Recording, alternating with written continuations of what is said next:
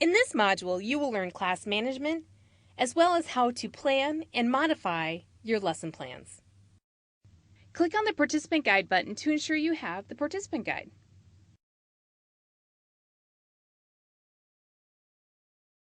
Class management is very important to teaching lessons. You may know how to teach someone the skills of swimming, but if you cannot control the class, you will not be an effective instructor. There are 3 important pieces to managing your class that are covered here: building relationships, making it fun, and setting expectations.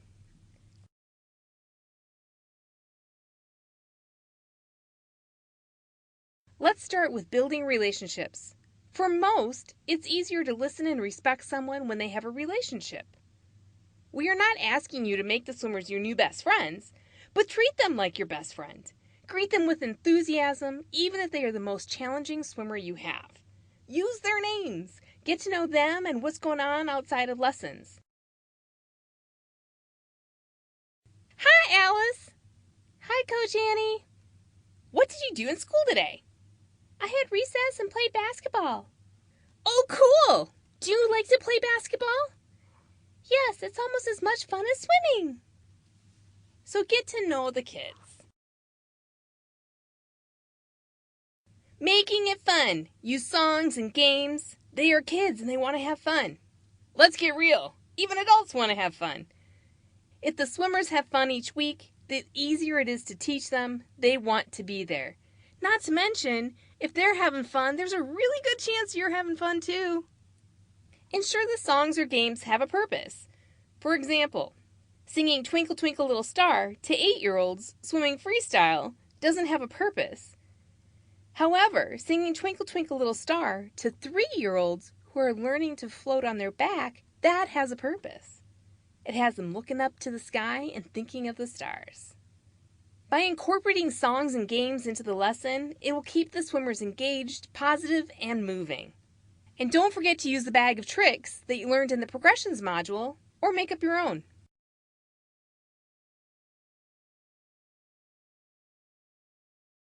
Setting the expectations. Explain the expectations and be consistent. Kids like to know what is expected of them. They will test the boundaries, but if you are consistent with the expectations, they will learn quickly where those boundaries are, and they'll stay within them. Ensure the swimmers know the rules of the class, like keeping their bottoms on the bench or no splashing the other swimmers, etc. Keep the kids active 90% of the lesson. Let's put a number to that. The lesson is 30 minutes long. If you multiply that by 90%, that's 27 minutes. So 27 minutes of the lesson, the kids are moving.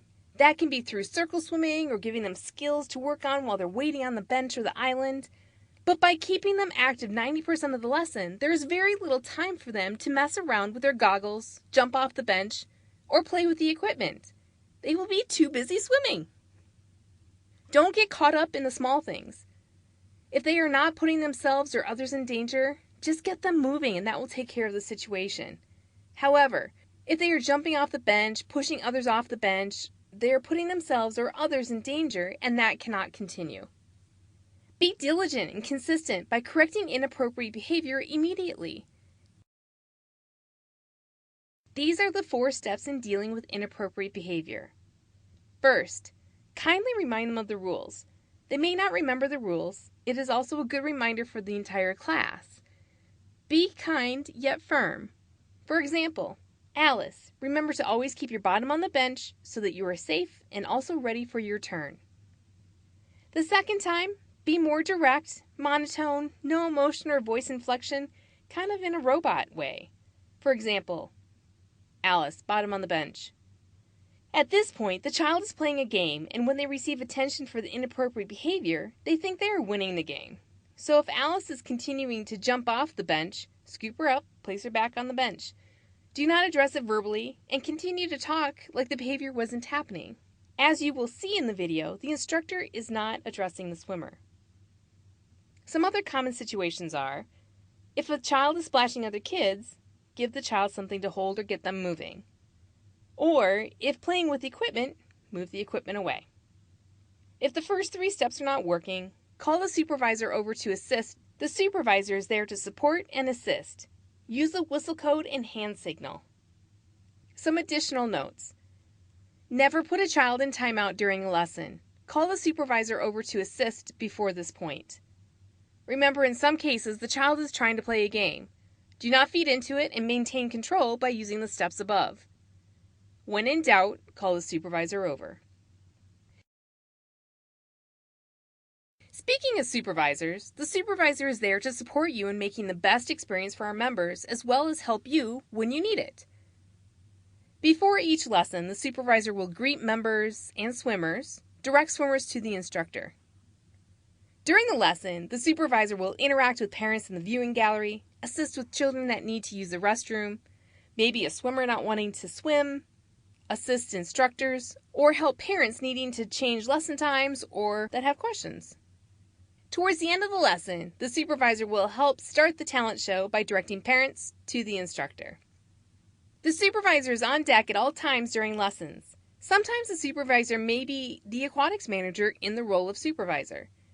If that is the case, the aquatics manager is a supervisor and is there to assist. Creating a lesson plan keeps the class efficient and effective.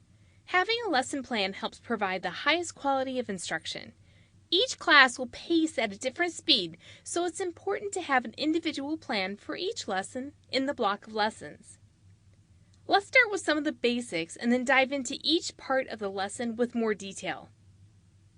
Again, be prepared for each lesson. Remember, no more than 5 minutes per skill. Based on the level of the class, 4 to 5 skills are covered during the lesson.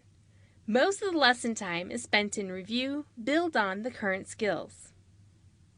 Keep the kids active 90% of the lesson. Finally, write down a lesson plan for any sub covering the lesson. There's a limit of 1 sub per month. Ultimately, no subs is the best experience for the member. Complete the lesson plan for subs for each lesson in the block of lessons. Put the start time of the class and level, what is to be covered, and any special notes. This template can be found in Yammer, in the Lifetime Swim group, or in the resource section of this module. If a swim instructor is prepared with this lesson plan for the sub feels prepared and has a better experience.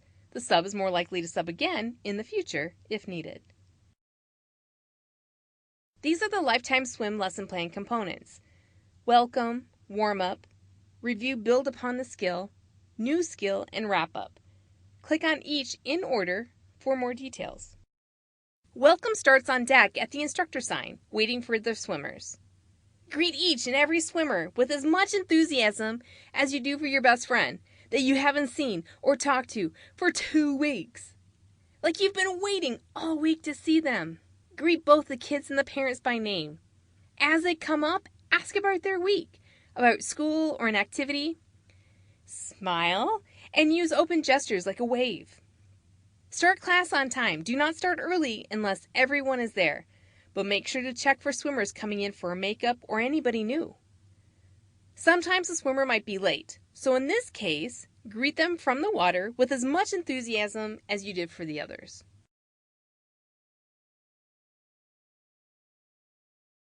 For the warm-up, plan to spend about 3 to 4 minutes to get all of the swimmers moving at once and excited about the lesson.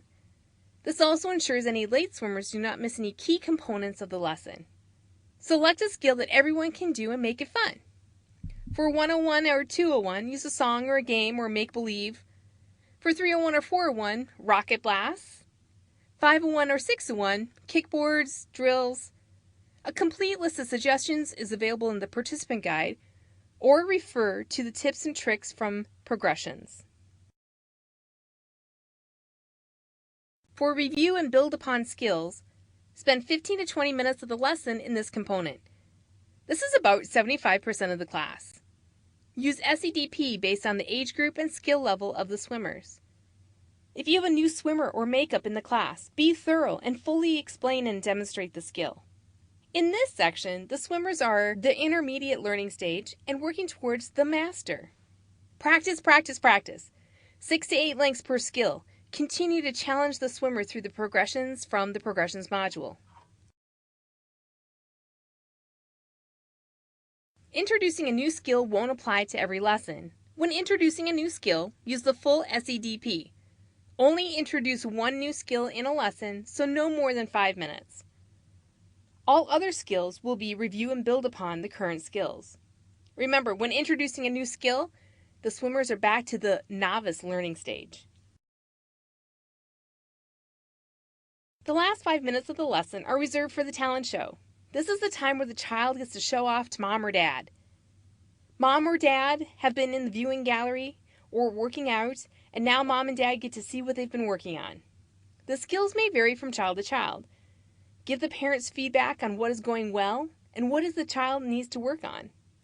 Give homework that can be completed at home, like blowing bubbles in the bathtub or practicing arm circles for backstroke.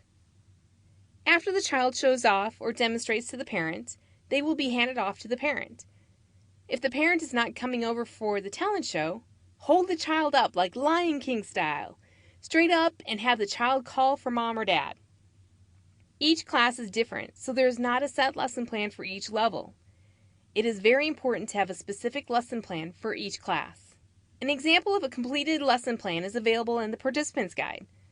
The next slide has a video of the entire process from the supervisor announcing the talent show to the swimmers showing off to their parent.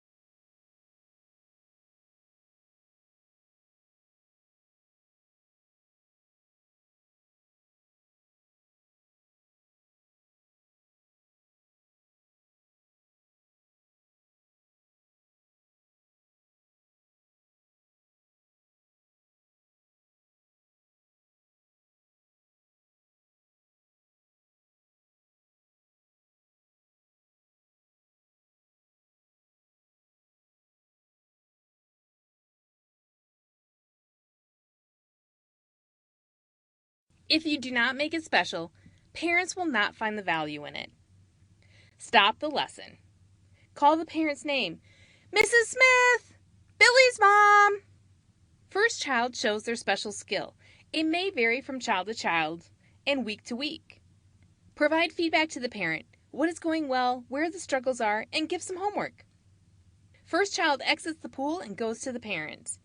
Then repeat these steps for each child in the class. The only time there isn't a talent show is during the progression party week.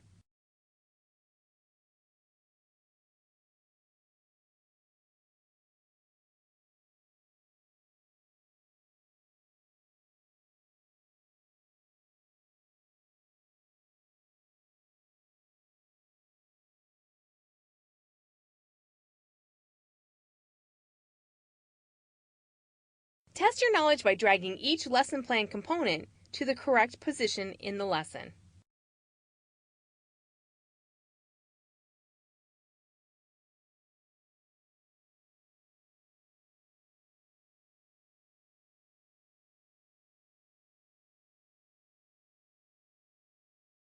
After the lesson, make sure each child exits the water. After the talent show, hand the swimmer off to the parent. The child is only allowed back in the water if the parent is getting in the water with them for open swim and in the designated area for open swim.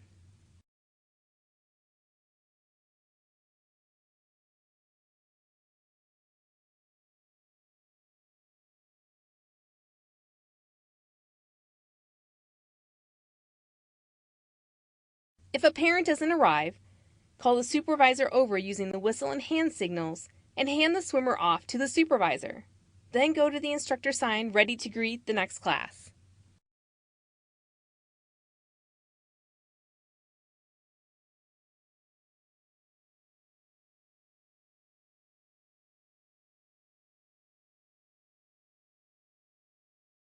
Skill sheets track the skills and progression of the swimmers. This report is printed with the names of the swimmers, but you may need to add new swimmers as they join the class. The report will show what skills the swimmer has completed. Each day, update the skill sheets with any skills the swimmer has mastered. Write in the date they completed the skill. At the end of the month, transfer all of the completed skills to their progression card. Progression cards will be covered in more detail with progression parties. Progression parties are the last full week of the month. This is a celebration of the hard work the swimmers have done over the past month. It recognizes what skills they have mastered. They are given a progression card and then stickers to place on the card for each skill they have mastered. During this clip, you will see the swimmers reviewing their progression card with the instructor and mom. The instructor is showing them what skills they mastered and will receive a sticker. The swimmer selects the sticker and places it on the card. Also, just make sure to talk to the parents about how their child is progressing and any homework for next time. Quote, "My child is not progressing." That is the #1 reason swimmers leave the program that is within our control. Communicate, communicate, and communicate some more.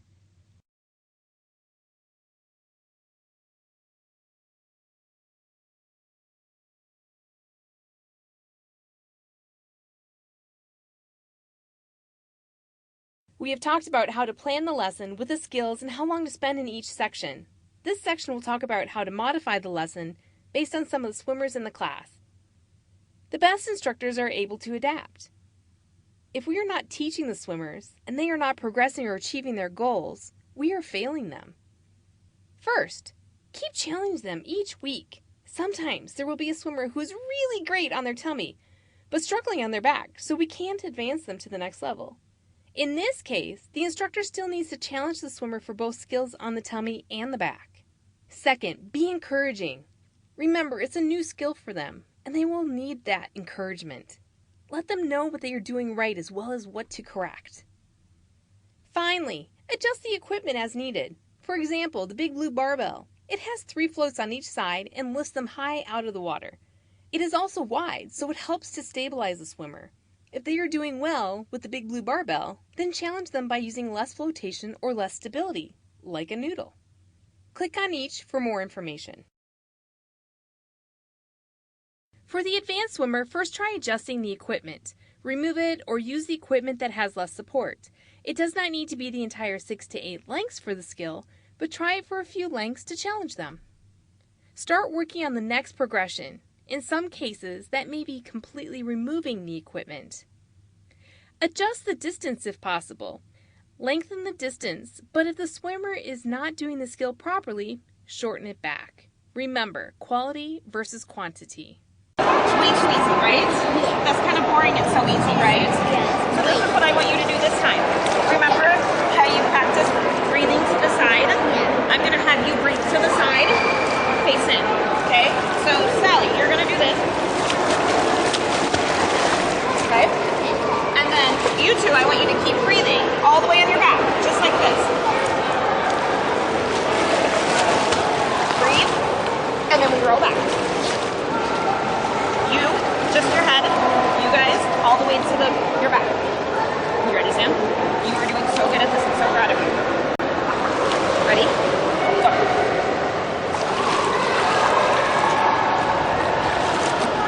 There you go. No. Relax, relax, relax, relax. Go. One turn, let's go.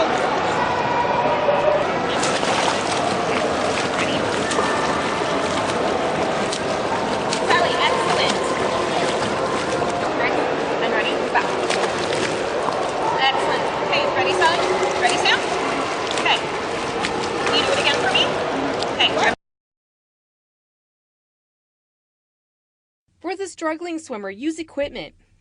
Maybe you progressed to the noodle too soon. If the swimmer wasn't ready for the noodle, then take it back to the big blue barbell. Move back to the previous progression. If a swimmer has missed a few lessons, they may need to move back. Review the previous progression, then reintroduce the new skill or progression. Give the swimmer homework to complete at home or during open family swim. They love homework and the parents appreciate knowing what they can do to help their swimmer. Recommend private lessons. This can be a one-time private in addition to their group lesson or moving completely from group lessons into private lessons. Sometimes a one-time private will get them over the hump of one or two skills that's holding them back from the next level or keeping up with the other swimmers. That can do the trick. Finally, reach out to the supervisor. If the above items are not working and there is a large gap between the swimmer and the rest of the group, use your supervisor to assist. The supervisor will assess the swimmer and determine the correct level and will help the parents find a new class. Level changes up or down, go to the supervisor to determine the best fit for the swimmer and their family. Yep, you got it. Ready? Let's go ahead, let's try it again. I'm going to move this a little bit closer this time. Ready? Okay, go.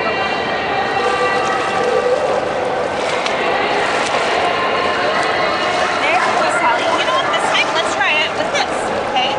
So I just want you to hold it. And to be able to do that. Okay, ready? Go.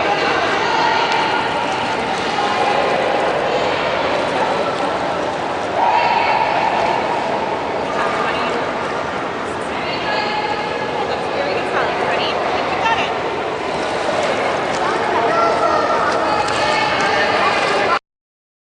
Swimmers with special needs may have cognitive, behavioral, or physical challenges. Talk to the parent with those with special needs for tips or tricks on what works and what doesn't work. This is a best practice for all swimmers. Find out their goals and the lessons, especially if completing a private lesson. Back in the day, I had a special guy who was 2.5 years old. He didn't communicate, didn't seem to focus on anything, wasn't able to even sit up, crawl, or walk. After talking to Mom, she just wanted him to be able to spend time working on moving his arms and legs, and she didn't care if it was the instructor moving them for him. My instructor did just that. 6 months later, this little guy was starting to move his arms and legs on his own. Mom was extremely emotional because the doctor said he would never be able to do that or even walk. After about 1.5 years of lessons, he was able to start walking with a walker. No goal is too small. Be patient and adapt the lesson. Focus on what the swimmer can do and highlight what they can do with encouragement. Be consistent, have a set routine, use both your visual and verbal cues, and again, be encouraging and provide praise. Cannot do this enough with any of our swimmers. Swimmers with special needs, they need special, creative instructors. In this module, you learned how to manage your lessons as well as plan and modify them. Next steps: review your notes, pass the assessment with 90% or better. You will be given 2 attempts.